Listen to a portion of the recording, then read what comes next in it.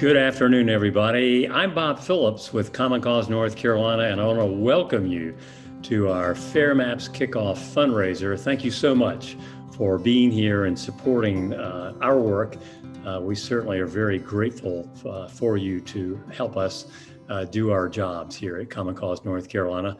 Rainy day in Raleigh. I hope you've stayed dry wherever you are. I'm inside at the Common Cause offices. I can probably count on one hand the times I've been here in the last 14 months. You can see we have some of our favorite posters behind me, Fair Maps and In Gerrymandering Now. We haven't given up, obviously, the cause. And tonight, or this afternoon, I should say, a few things we want to do. First, of course, is give you a sense of where things are in North Carolina with regards to redistricting. I'll provide you some context, some of the things you know, some of the things might be new information to you. Of course, we'll answer your questions, and we couldn't leave a meeting without telling you some things we'd like for you to do, our take action steps. But the big thing tonight is we want to really give you a sense of something very new in our arsenal for the March to Fair Maps, something I think you're going to be very excited about in terms of learning one of the new things, a new project that we are initiating. So very excited to share that information with you this afternoon. And we're going to do all that in 1 hour. It's 5:01, so we have 59 minutes left, but we will take care of business within the hour. Just a couple of reminders. You have on the bottom of your screen a chat box, and if you want to tell us who you are, where you're from, maybe when you joined Common Cause, that would be great. There's then a Q&A box, and at any time during the next hour, put a question in. We are going to devote some time later in the hour to answer questions, and that would be certainly a great place to put your questions in at any time. Anyway, let's talk a little bit about where we are. Let's get going in our hour-long session here about redistricting reform. One thing, we want to take a look at why North Carolina even needs to redraw the legislative and congressional districts. And it's because, of course, that the population changes in the last decade. We're a fast-growing state. You can see we're the 9th largest state in America. And here's where our official population for 2020 stands, 10,439,388, about 10.5 million, which is a gain of about 1 million people over the last decade. And as you know, that population increase means North Carolina gets a new congressional seat. We're just one of 5 states with that distinction. And every congressional district across the country will have the same population of about 750,000. So with a 14th congressional seat, the big question is, where will it go? Let's look at the current congressional map, which is what we're looking at right here. And that came about as a result of the Harper v. Lewis litigation. There's been some speculation about a district being drawn for Speaker Tim Moore, who's from Kings Mountain in Cleveland County. That's a couple of counties west of Mecklenburg.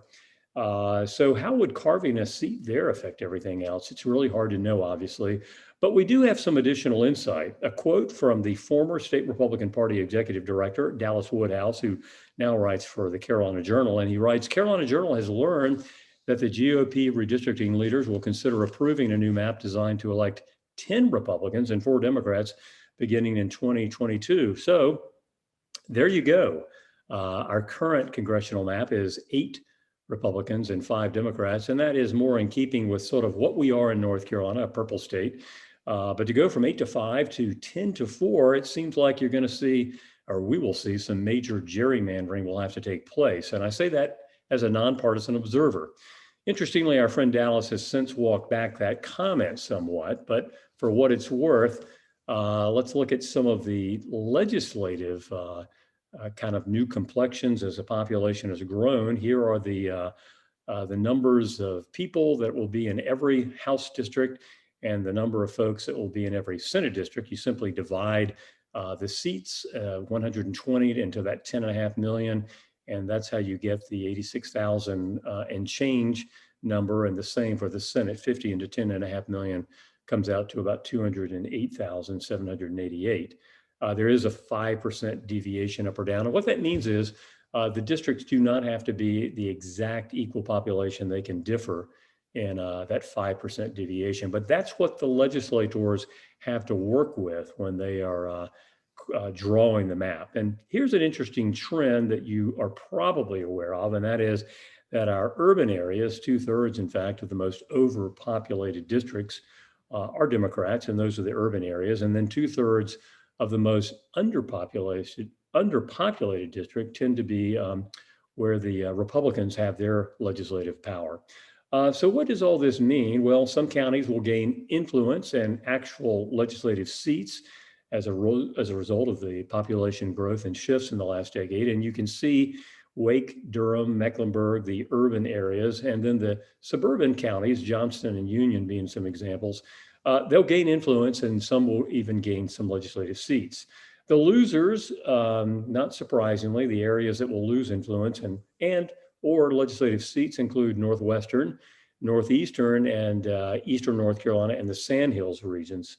Again, the non-urban places in our state. So here's what we can say about all this.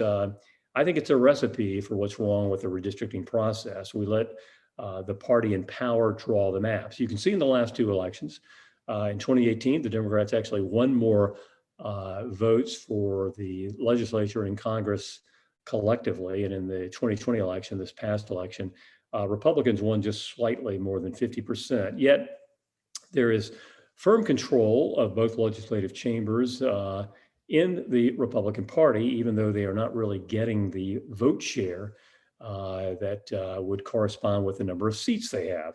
So when you look at the population trends, the Republican strongholds are losing people, as we had shown you in a slide just a slide ago, and then the Democrat ones are gaining.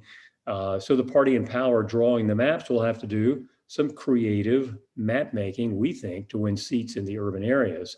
And we believe what they will have to do is, and this is the thing we really hate to see and we're going to be trying to guard against, and that's splitting cities and towns and communities of interest apart. And let that sink in for a moment. Splitting communities of interest, something the legislature claims it never intends or wants to do. They actually write that into their criteria, not to try to avoid at all costs to split communities of interest. But the sad reality is that they will do it. They will split communities of interest to preserve their political power. So our population has grown and shifted. And now, as we know, the single most important decision that the lawmakers are going to be making this year is redistricting. How the legislative and congressional lines are drawn this year clearly dictate the direction of our state for the entire decade. Just look what happened in 2011, and we then see and remember some of the policies and laws that were passed. You can all trace it back to where the lines came out in 2011. As you probably know, the redistricting process has been delayed. The actual map making by lawmakers won't start until October because the final census data is not in until late September. So while the delay gives us more time to engage and educate citizens about redistricting, and that's a good thing, the delay also shortchanges the process, and that's bad. Lawmakers will be rushing to draw maps in time for the candidate filing period, which begins in December. So not surprisingly, the majority party, they have rejected our call, Common Cause's call, for pushing the primary election season back a bit from March to where it has been traditionally, May. If they would do that, we think it would give legislators time to thoughtfully draw the maps and certainly hold public hearings and provide ample time to give the public a chance to weigh in before they adopt the plan. But that's not what they want to do. And so we're going to have to fight back. So let me tell you, just again, another kind of a context thing. I think about 10 years ago and how little this issue of gerrymandering and redistricting was known in the state of North Carolina. We happen to lead the country in litigation, which is not a great thing, but it does raise the awareness of this issue. Clearly, more people are aware of something's wrong and gerrymandering exists, and we have to do something than most states, and certainly than where we were 10 years ago. I look at Common Cause. 10 years ago, there was myself, Jane Penske, and another person, 3 folks. We had about 1,000 people that we could connect with reliably. Fast forward 10 years later, 2020, 2021, as I mentioned, more people are aware of this issue across the state, which is good. We need to educate far more folks than we have. We certainly have many more coalition partners strong coalition partners like the North Carolina League of Women Voters and our friends at Democracy North Carolina. And then there's us, Common Cause. Today, we've gone from 3 people in 2011 to 10 people, and we have, instead of 1,000 people that we connect with, we have more than 30,000. So yes, the fight for fair maps is long and challenging, but we've been in it. We're not going away. And the good news is, I think we are stronger and for many reasons, thanks to you, than ever before. So let's, again, provide a little bit more context for you, and particularly as we get into kind of this, I won't call it a surprise, but what I want to talk to you about that's new for us. Again, you might be thinking, how do we get fair maps for North Carolina in the current environment? The majority party has no interest in real redistricting reform. There you see President Pro Tem Berger and Speaker Tim Moore. Both gentlemen were champions of redistricting reform pre-2010, and they, of course, have left the cause after they gained power. But what I wanted to say is that our gold standard proposals, which would task the map making to a citizens commission rather than lawmakers, unfortunately, is just not going to be considered. It has been introduced in the legislature, but it is never going to be considered in committee. And to be fair, Democrats, they shelved all the reform proposals when they were in charge as well. Meanwhile, regarding the courts, as we know all too well, litigation is a painstakingly slow process. But there you have it. We were crowing about our victory in Common Cause v. Lewis in the fall of 2019. But if you think about it, in the last decade, 2011 through 2020, every election was run on districts, both the legislature and Congress in North Carolina, that were ultimately found to be unconstitutional. I mean, isn't that amazing? Every single election in North Carolina last decade, legislature and Congress were in lines that were unconstitutional, of course, except the last one, which was the result of our litigation, Common Cause v. Lewis, and then the other litigation, Harper v. Lewis. But this is just an example to say that the courts cannot provide the immediate relief that we would like for them to be able to do.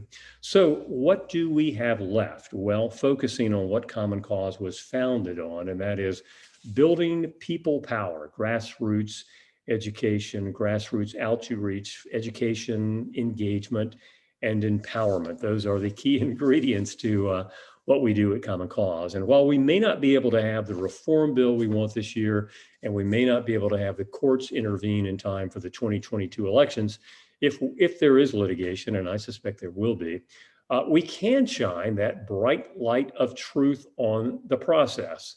We can help people understand exactly how racial and partisan gerrymandering impact their lives and help them be primed and ready to speak out against it. So how do we do it? Well, we focus on where people live and what gerrymandering does to our communities and our neighborhoods. Now, you've probably heard of 2 terms, cracking and packing. That's where communities are split, communities of interest, I should say, are split. Here's one of the infamous examples. I call it the Pink Peninsula. And you may remember this one, where Asheville was pretty much cut in half between the 10th and the 11th congressional districts, diluting the Democratic vote. That's an example, obviously, of partisan gerrymandering. Or here's another one that you all may remember. In Greensboro, where North Carolina A&T was dramatically split between 2 congressional districts. Yes, the campus dorms in District 13 and District 6 congressional districts. Actually, the campus split apart in the surrounding neighborhoods as well, diluting Black voting strength. Again, an example of cracking racial gerrymandering. Finally, we like to always throw this one out. Here is the State Senate District 22. You have Hoke County there on the left, and then look at the, follow the blue jagged lines that go into Fayetteville. Kind of looks like, I don't know, some kind of a sea urchin. These are tentacles. What they are, those are all the Black neighborhoods, pretty much all of them in Fayetteville, that were cut and packed into the district of Hoke County. Again, example of packing the Black voters, racial gerrymandering that created an ultra safe seat for Democrats, which the winner traditionally has been taken by 40% or more of the vote.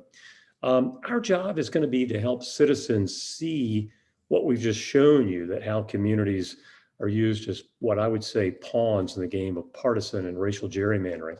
Between now and October, as you remember when I said, that's when the map making is going to actually begin officially. They're doing things behind closed doors right now, no doubt. But between that time, Common Cause North Carolina will be hosting a series of public workshops, and we'll be making the meaningful connections with neighborhood groups, civic organizations, and citizen activists in a lot of communities that were gerrymandered last decade, and in places, candidly, that we just haven't really been to before. And I'll just name 4: Kinston on the eastern part of the state, Lenoir in the western part, New Bern, Monroe.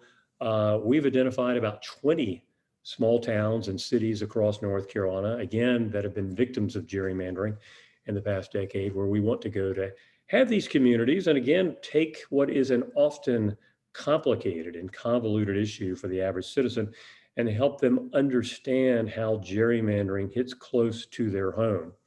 And to be able to do this and to do it right requires a big commitment.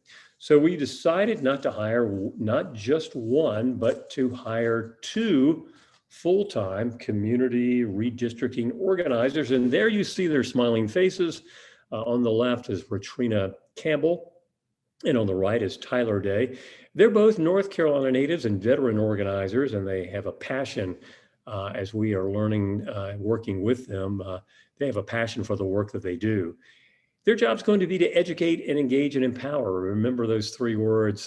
They will be doing that for the cause of fair maps in these 20 communities that we've identified. And they're also going to be helping the citizens begin to be ready to be able to speak out from now on up through the map making process, which is so important. So folks, it is now my pleasure to introduce to you Retriena Campbell, whom I see, and now there is Tyler Day. These are Common Cause North Carolina's newest redistricting community organizers. Why don't you all say hello to everybody? Hello, everyone. Hey, everyone, glad to be here. Well, we are so happy to have you as well. And what I wanted to do, and just to let folks know on the call, what we are going to do is I'm going to have a little conversation with Retriena and Tyler to let them know have them tell us a little bit about what they've been up to. They both just started with us in the last month. They've been with us for just a few weeks. But before we do that, let me just get them both to tell us a little bit about themselves. Retriena, why don't you start and introduce yourself to everybody? Hey, everyone. I'll introduce myself again. I'm Retriena Campbell. I'm excited about doing this work. I've been involved in the political spectrum since 2015 as a community outreach coordinator, organizer. I feel that it's very important for people to know who they're voting for, what they're voting for, who represents them, and also know their rights in the process. So I guess I've always been involved in educating and engaging and empowering the citizens of North Carolina. I've had the opportunity to work with some great organizations throughout the state, as well as with Congresswoman Alma Adams. I live here in Charlotte, but definitely have done work throughout the state with America Votes, Left of Center, Equality NC. Had the opportunity to work with Charlotte City Mayor Vilaus, worked on some gentrification items too. So that's what I do, reaching out to communities, supporting communities in any way to make sure they stay engaged and educated in this process. Thank you. Very good, Retriena.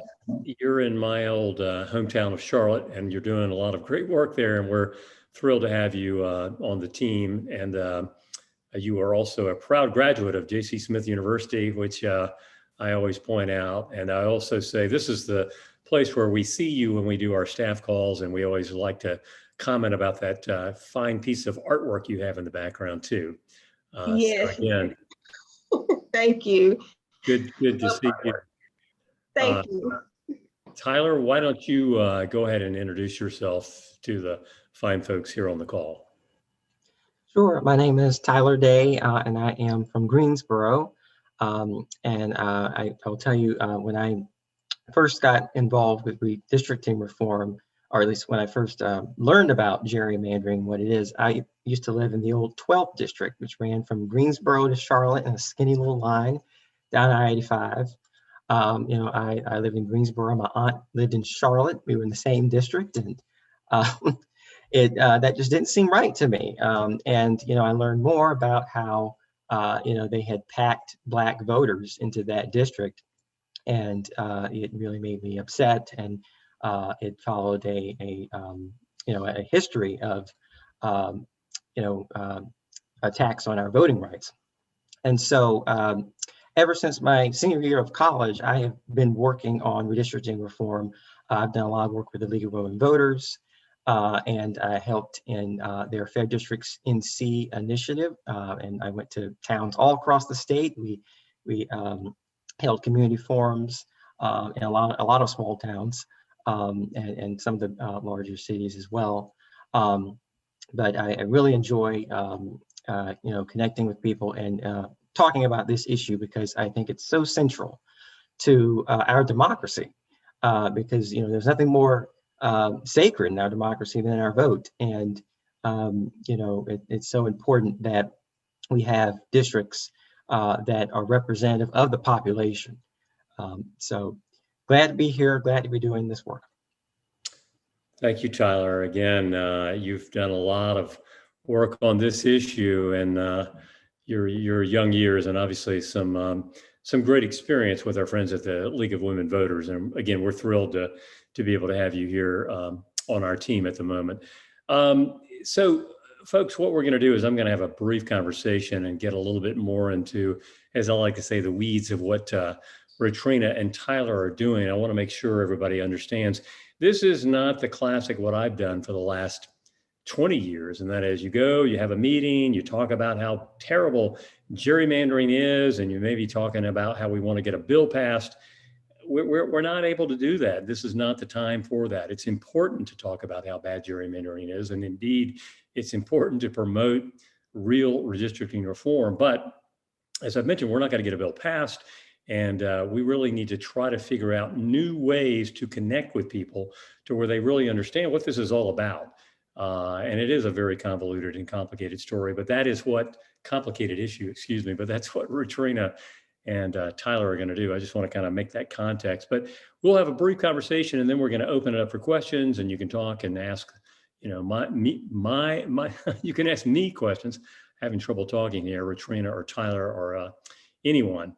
But before we do that, Retriena, let me start with you. And again, I know Tyler and you both have kind of spoken about the importance of this, but maybe you can talk a little bit more about how we are doing things a little differently in terms of what we are trying to do with connecting with people. It's not, again, speakers and panels and whatnot, but it's something we're trying to do in a little bit of a different way to help people understand how this issue really affects them personally. Maybe you could amplify on that a little bit. Oh, yes, definitely. Well, first, it's definitely important for the citizen of North Carolina, I mean, all over, definitely to be a part of the process. And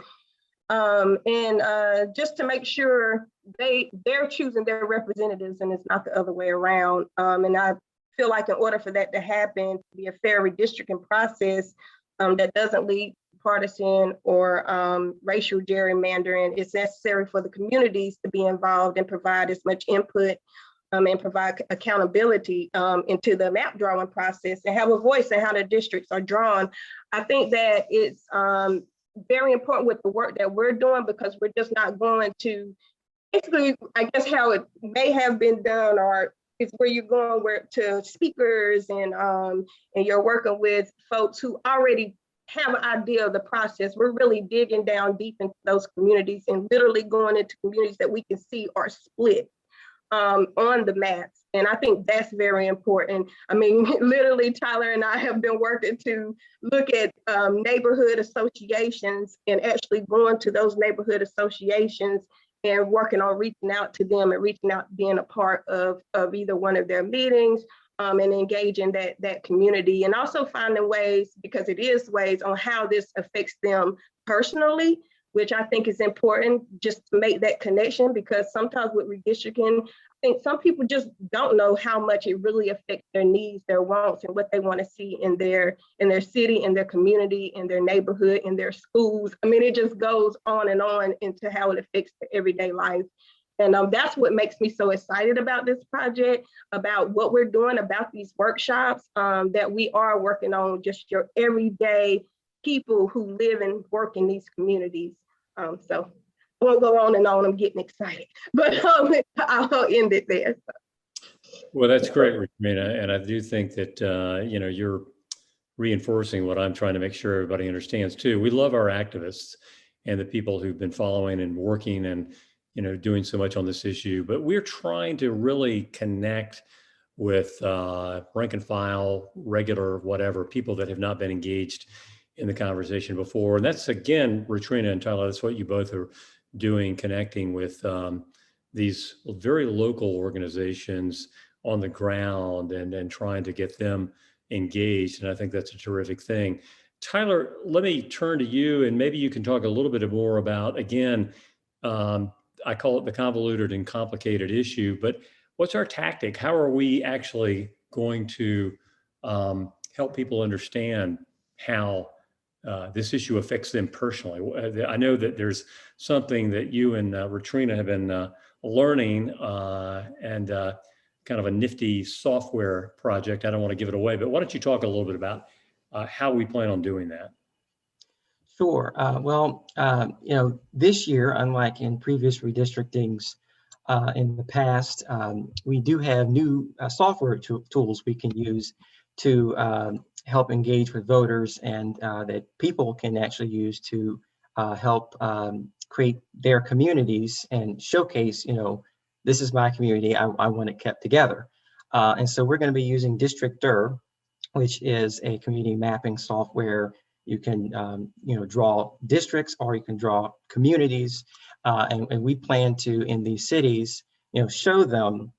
And I should say, with Districter, they have census block groups. They also have precincts, so you can get down at that level and really show how a community can be split up very easily and picked apart, as you saw in Fayetteville, where they splattered around, took little precincts here and there, or it can be kept together. And so we want to show them that. I think, as Retriena had said before, we're going to be showing previous maps where they had been broken apart.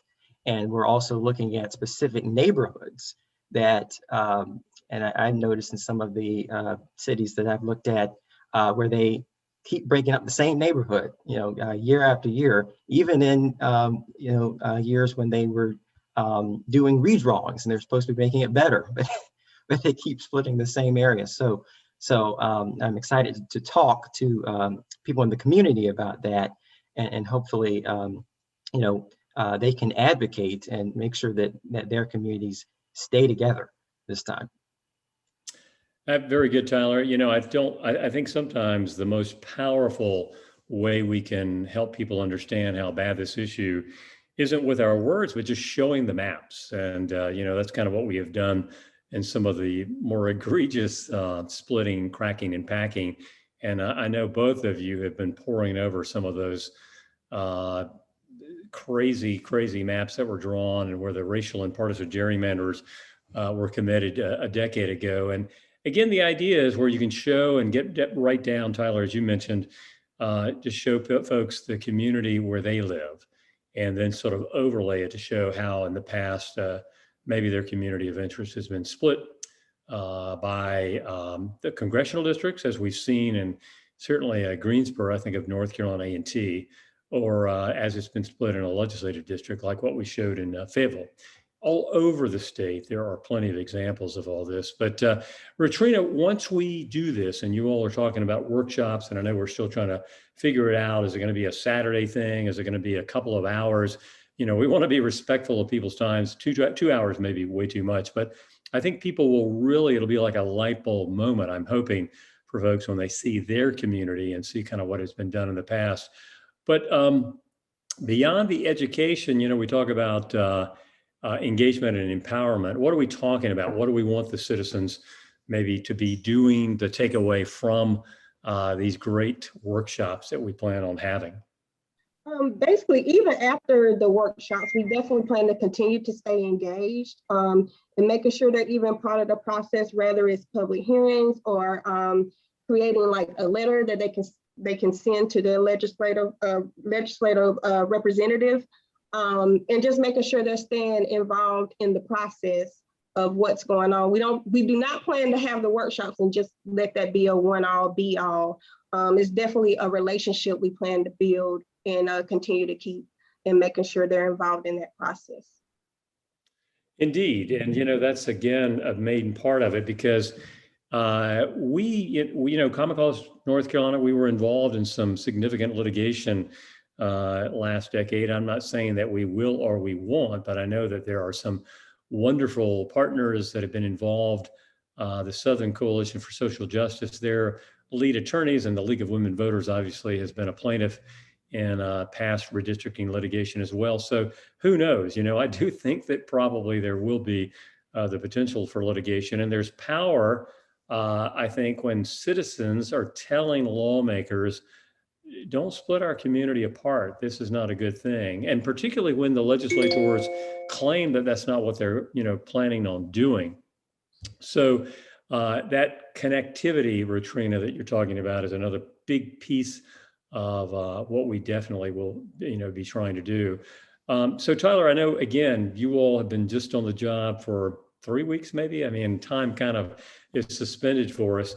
Let folks know what you've been doing. And I know what you'll describe as a lot of what Retriena would be doing as well, but maybe just to give a little bit of an insight of how you're going about setting these up. Sorry, I was muted.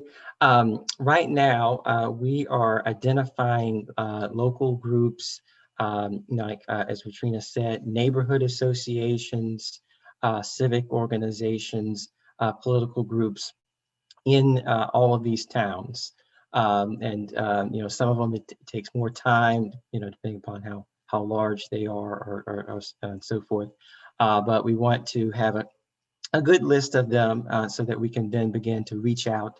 We're also taking maps. We're on the NCGA website. They have the previous maps from past redistrictings, and so we are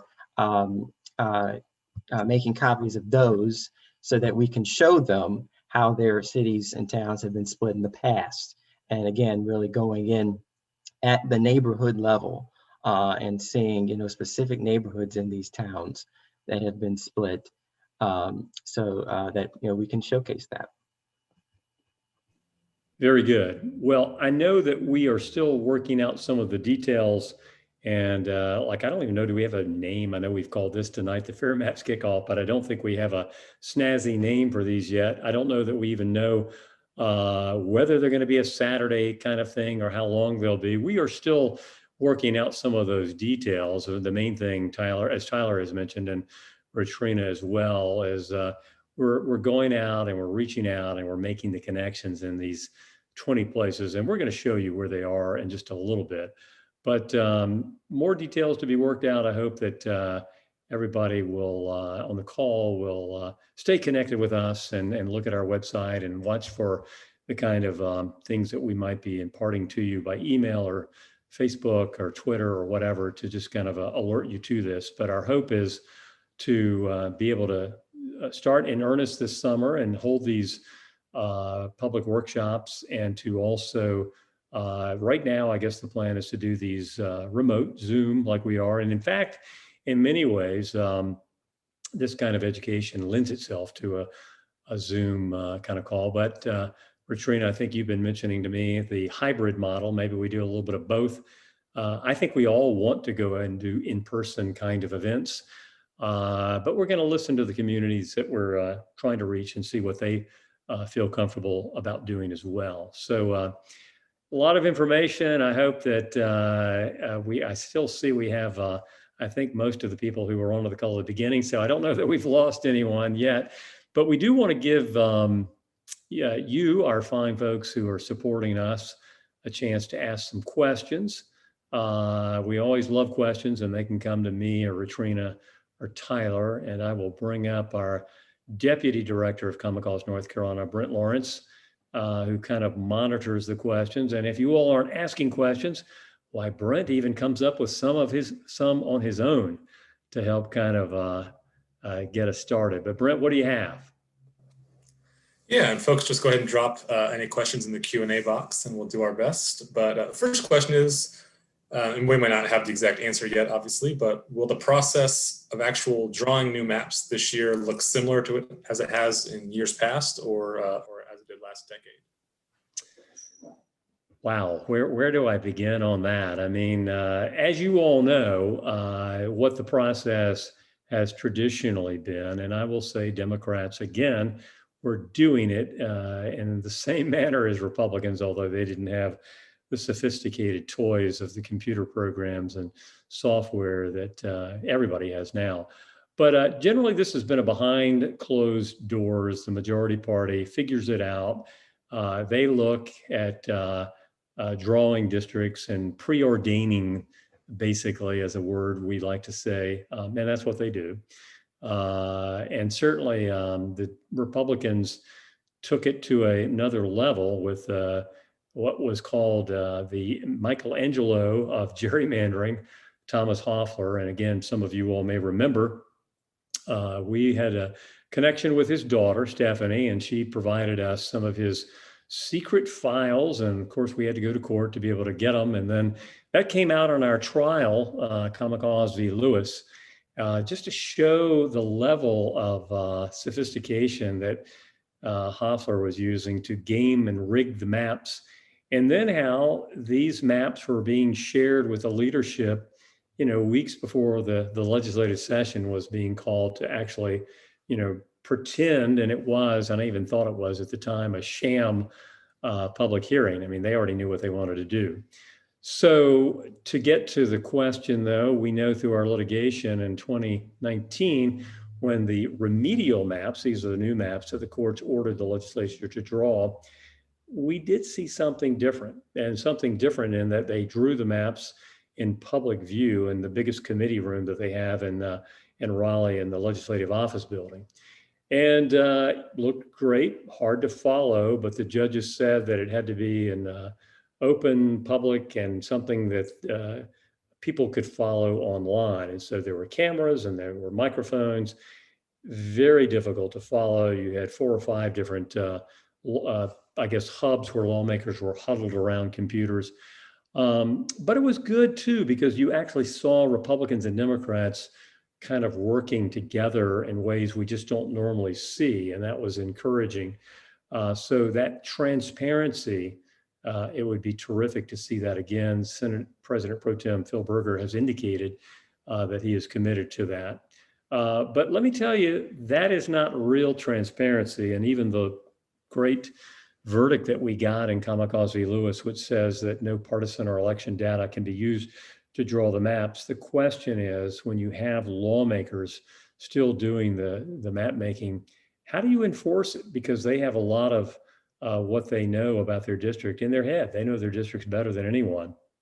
And then what we saw frequently in that remedial map draw is lawmakers coming and going. When they left the room, there were a few occasions where I followed the lawmaker, not stalking, but just following the lawmaker in the hallway. And they would go in an office and they would sometimes see me and they would shut the door, not invite me in. But you just knew that what they were doing is they were getting the game plan from someone. Maybe they were looking at computer terminals. Maybe it was someone from Washington, D.C. giving them the game plan. Then they would come back and suddenly there would be all these, map lines being shifted. It's not a whole lot we can do to stop that. We do have some ideas thinking that at least every time a change is made to a map, that the lawmaker who's making the change should have to publicly state why. Why are you making that change, and justify it? But until we get to what we know we want, and that is another process where it's an independent citizens commission, we think is best, drawing the maps, it's going to be awfully hard to really enforce that. So yes, it will be different, we think, similar to what we saw in 2019, which is sort of different in one manner on the optics. than what we traditionally see. But make no mistake about it, the majority party, they have the maps, they have the power, they can probably do a lot of whatever they want to do with the votes. But this whole thing that we've been talking about for the last half hour of this special outreach to citizens, that's power, because the more people we have then involved in watching the process and paying attention, and you can do it from anywhere in the state if they do what they say they're going to do, and that is have the map making in the committee room and have it online. That's what we didn't have so much 2 years ago. It was done quickly. Hardly anybody around the state really knew it. The more people we have watching, the more people we have speaking out, the more people we have engaged well before the October map making begins, the better. And that's another aspect of what will be different. You can see, goodness, I can filibuster, can't I? I mean, I've just took all kinds of time answering that question. Sorry about that. Brent, I'm seeing more numbers in the Q&A box, and that's a good thing. So what else do we have? Yeah, next question is, will us endeavor to get local media to cover the neighborhood workshops? That's a pretty good question, Retriena and Tyler. We haven't really talked about that. So I would be putting you on the spot if I ask. I don't think that's a bad thing. You always want people to be able to talk candidly, but there's nothing we are doing that has any real secrecy about it. And it really might be a very good thing to do. I think I would be inclined. Once upon a time, I was a reporter even. My first job out of college was in the world of journalism. So I think I would say yes. Retriena and Tyler, do you all have any thoughts about that one way or the other? Because you'll be doing these. Well, no, well, yes, actually on the form, we do have a section for media. So we definitely plan to include media if possible for some of these workshops. I think it'll be good to draw as many people into this process as possible, especially within these communities. So yes. Very good. Tyler, you share the same sentiment? Yes, I agree. And I've actually already started looking at some newspapers and so forth that we could reach out to in the communities that we're targeting. And some local association papers as well, neighborhood associations and that type of thing. Great point. And good. I'm glad you all are doing that. And that's another interesting part of that question too, because where we are going, and we are going to show you again the list of small towns.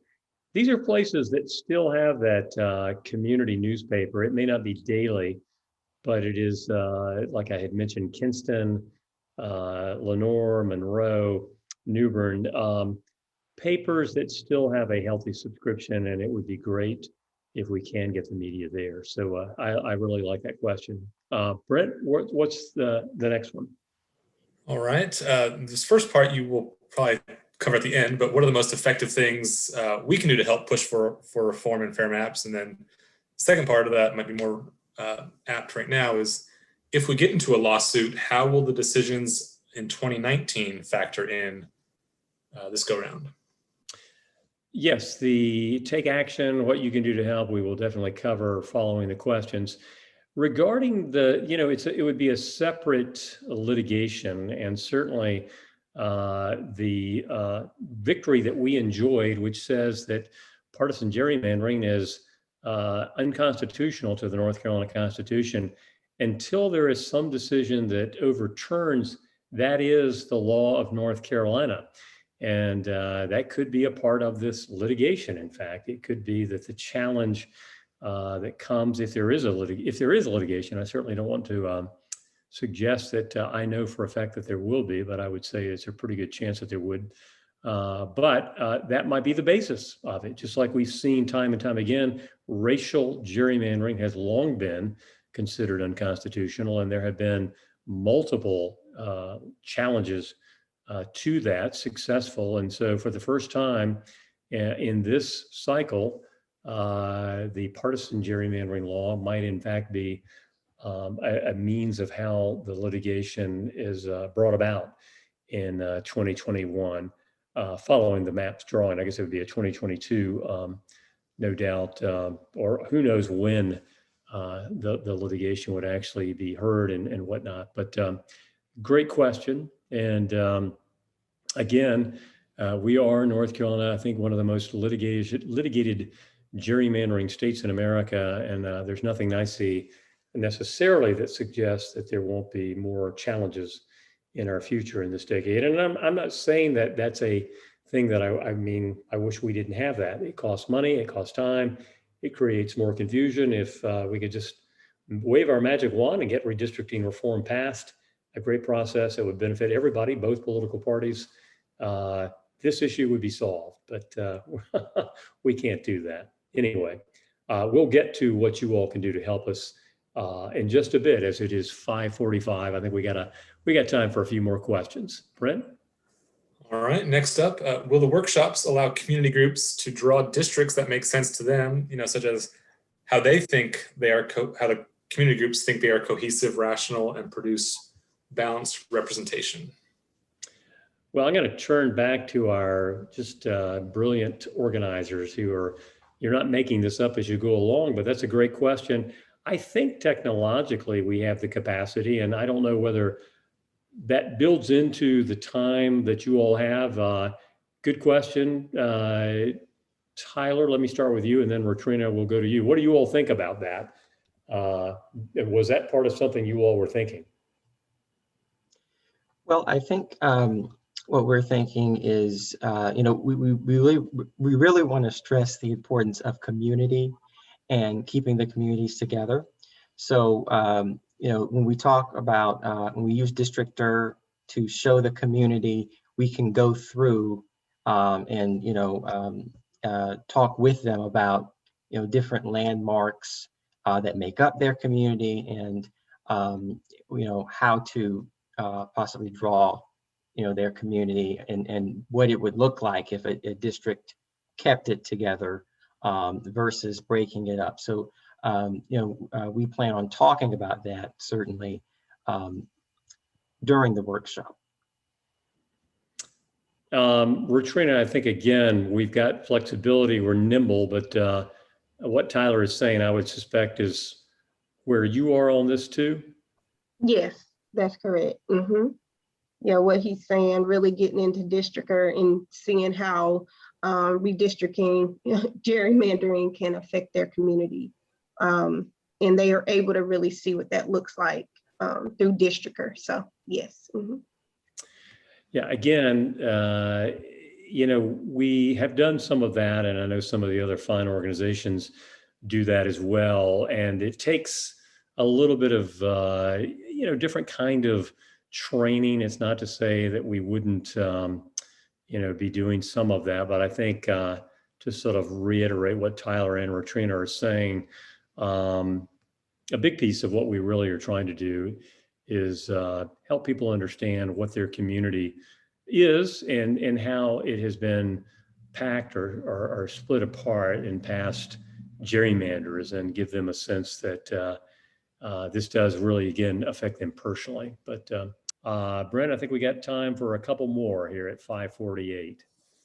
All right, this one talks about the Wake County district here, maybe the 14th seat being based in the Triangle, and any thoughts about if they put a new district here in the Triangle, how that kind of might shake out with the redrawing everywhere else, and noting here that the person who asked this question as independent, they just want to see competitive districts that are responsive to voters.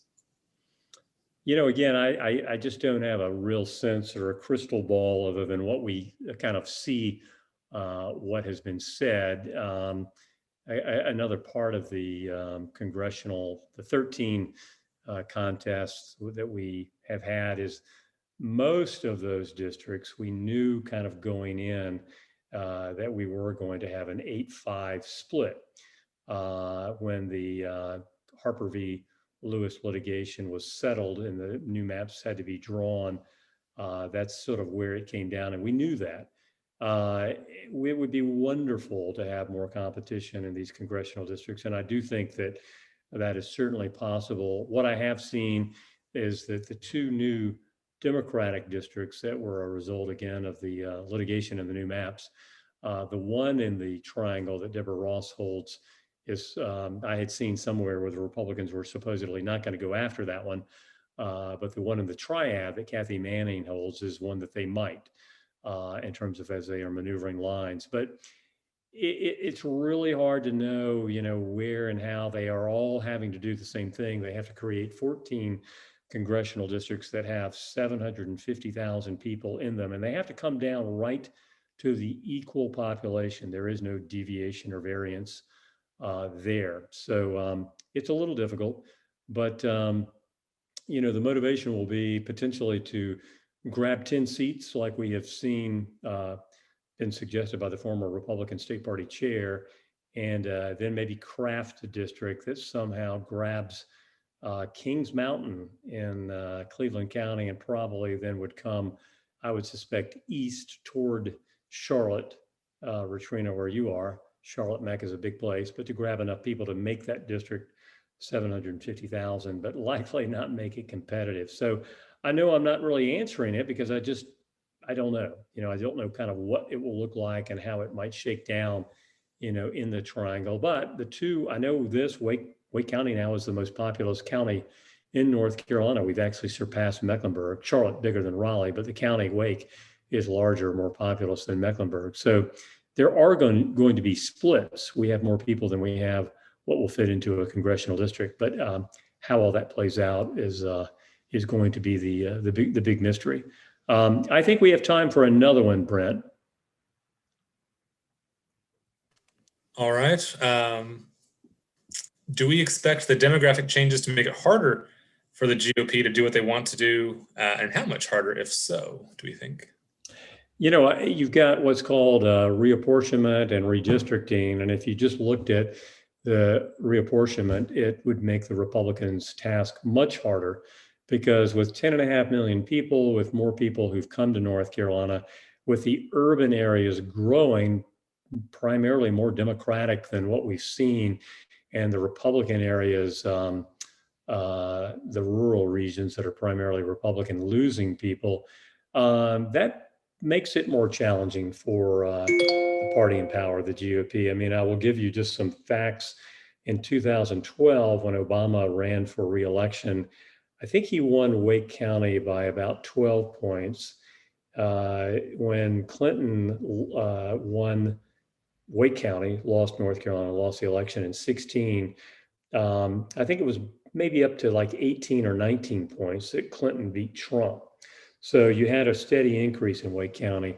And in the last election, again, Biden lost North Carolina, but in Wake County, the margin was 26 points, I believe, between Biden and Trump. And I kind of give those stats out just as an example to show that, and to say that in the urban areas, the margins are increasing with more people. And I think it's going to create some challenges to craft the lines. But that, again, I love that question too, because it kind of makes us, or gives us the opportunity to make the point again. And that is that splitting communities of interest is how they will do it. They have to grab, they have to pack, they have to split the communities to create districts that they can win. And when I say they, I do mean the majority party. And certainly the majority party feels like it should be able to craft some districts in the urban areas where they are weak. But that's where we might see some small towns in Wake County or Mecklenburg County or the Triad split apart to be able to do that. And that's very much for the reason why we have this project going, educating people about not letting the lawmakers split their communities of interest without holding them accountable. So that's kind of where we all are. I suspect there are more questions. I can see some in the Q&A box that we haven't gotten to, but what we'll do is we'll try to make sure that we answer them. And what we can always do too, and I'll show you my own email address here. Anytime you have any questions, you may be thinking of some even after we close in 6 minutes, I welcome you to email me at my email address, bphillips@commonCause.org. Certainly, I welcome your questions, your comments, your suggestions, anything So it's always a good thing to try to connect with us there.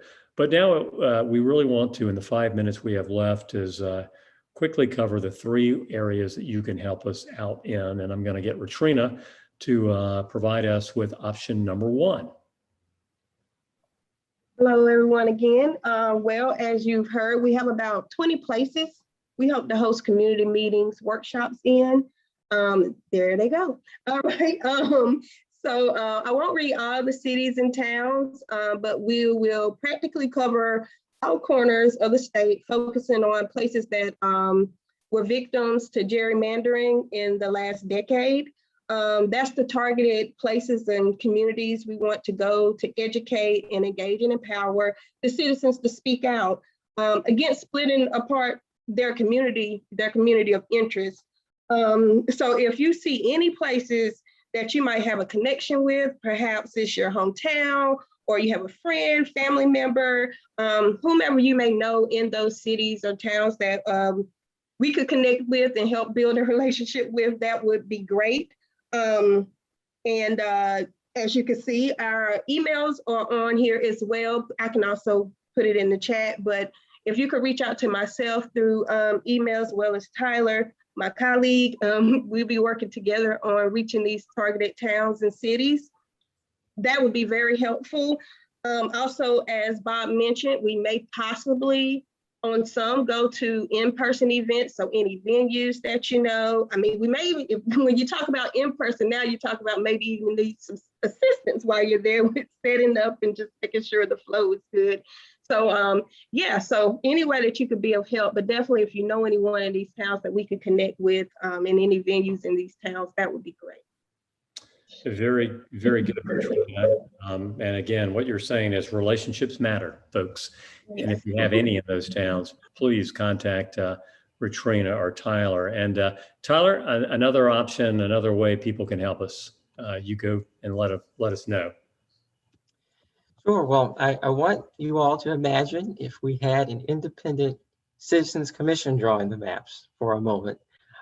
Equal number of Democrats, equal number of Republicans, and equal number of independent voters, all working to create maps that are have districts that are representative of communities. Well, that's what they have in California and Michigan and some of the other states. And we do have 2 gold standard redistricting reform bills that have been introduced this session. You can see them there, the Fair Maps Act, which is in the House, and Fix Our Democracy, which has a counterpart in the House and the Senate. And, you know, unfortunately, as Bob has already talked about, we don't expect these proposals to move forward. The legislative leadership is not interested in that. However, we do think that it is very important that our legislators know what we want. And this is what we want. And so we want you to contact your legislators, let them know that you support these bills, that you want them to support these bills, because it's important that we keep the pressure on them. You can see the link right there, ncleg.gov/findyourlegislators. You can go to that link, type in your address, and it will give you your state and House representatives. Great, Tyler. So 2 things, help us with connections in the towns where we're going. Always contact your lawmakers about the gold standard bills that have been proposed. And lastly, we want your help in getting lawmakers to do the right thing. And that is, let's have some public hearings about all this now. Let's let the public weigh in. And here are the 4 redistricting chairs, 1 in the House, Destin Hall, and then the 3 in the Senate. Senators Warren Daniel, Ref Heiss, and Paul Newton. You can see their phone numbers, and you can see they are probably not your representative or state senators, but that doesn't matter. They control very much how this process is going to work, and they need to hear from all of us. They need to hear from as many people as we can, get calls into them. I actually think phone calls are good.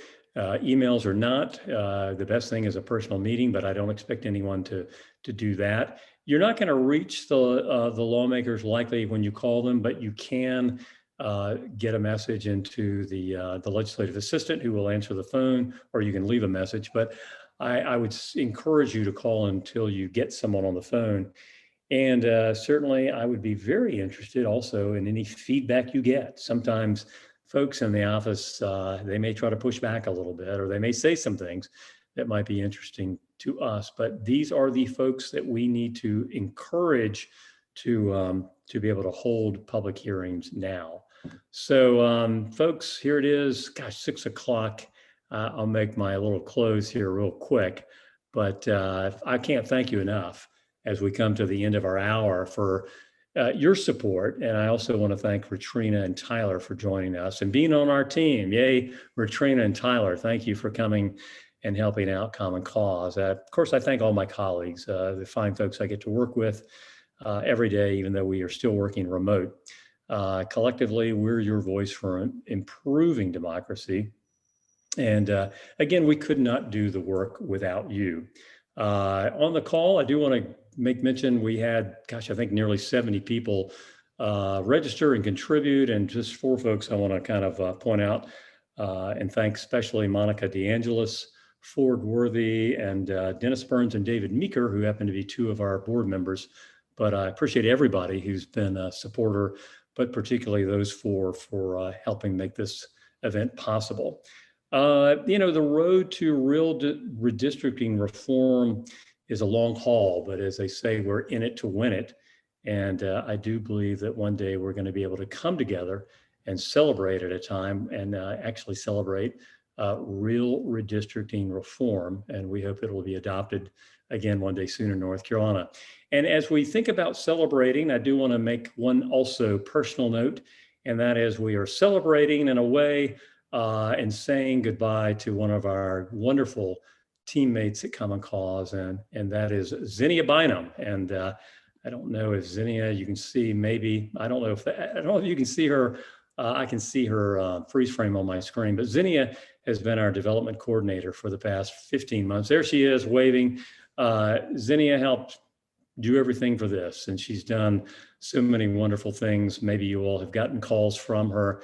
Zinnia, we're going to miss you. I know you're going off to the big time, and that's National Common Cause, and you're going to be doing some great things there, and we're going to miss you. You're going to stay in North Carolina. I know that, and that's a good thing. So I will just say on behalf of everybody, our staff and our supporters, thank you for all you did for Common Cause North Carolina. If we had more time, I probably would have allowed you to make a farewell speech, but we'll have to save that for another time. But folks, again, thank you so much. We do have challenges for us, but we're going to keep the faith, as we say. And in the words of Curtis Mayfield, and I know some of you on the call may know who that is, we're just going to keep on keeping on. Thanks again. Good evening, everybody.